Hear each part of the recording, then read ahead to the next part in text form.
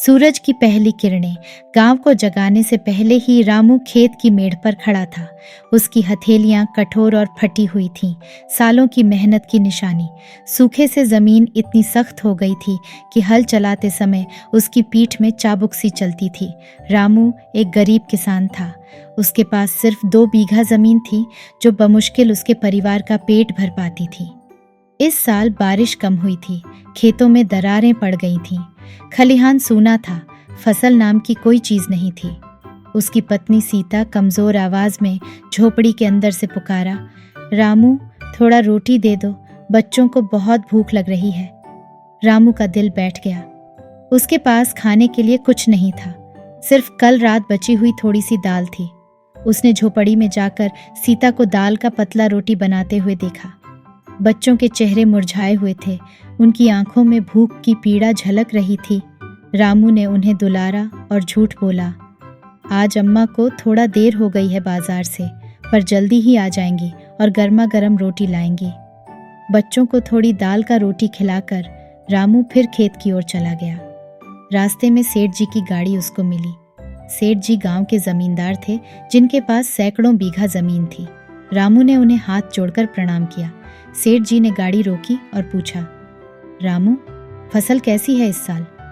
रामू की आंखों में पानी आ गया। उसने कहा, सेठ जी सूखा पड़ गया है, इस साल कुछ भी नहीं होगा। सेठ जी ने बेरहमी से कहा, तो फिर कर्ज कैसे चुकाएगा?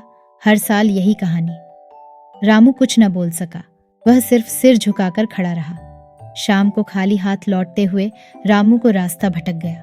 एक पेड़ के नीचे बैठकर वह अपने दुख को रोने लगा। तभी उसे एक चमकती हुई चीज दिखाई दी। पास जाकर देखा तो उसे एक छोटा सा सोने का डिब्बा मिला। डिब्बा खोलकर देखते ही उसकी खुशी का ठिकाना नहीं रहा। डिब्बा भरकर सोने के सिक्के थे। रामू सोचने लगा कि वह इन पैसों से अपना कर्ज चुका सकता है, अपने बच्चों को अच्छा खाना खिला सकता है। पर उसे यह भी पता था कि यह पैसा शायद किसी गरीब का होगा जिसने इसे खो दिया होगा। थोड़ी देर सोचने के बाद रामू ने फैसला किया। उसने सोने का डिब्बा गांव के मुखिया को सौंप दिया। मुखिया ने पूछताछ की, पर रामू ने सच बता दिया कि उसे यह पैसा कहाँ मिला। मुखिया रामू की ईमानदारी से बहुत प्रभावित हुआ। उसने गांव वालों को इकट्ठा किया और रामू की ईमानदारी की कहानी सुनाई। गांव वालों ने रामू की तारीफ की। उसी रात बारिश होने लगी। जोरों की बारिश हुई जो कई दिनों तक चली। कुछ समय बाद रामू के खेत में हरी फसल लहरा रही थी। इस बार उसकी फसल बहुत अच्छी हुई। ईमानदारी की राह कठिन जरूर थी, पर रामू को उसका फल मिला था। भूख और गरीबी से लड़ते हुए भी उसने अपनी ईमानदारी बनाए रखी थी और उसी ईमानदारी ने उसकी जिंदगी बदल दी थी।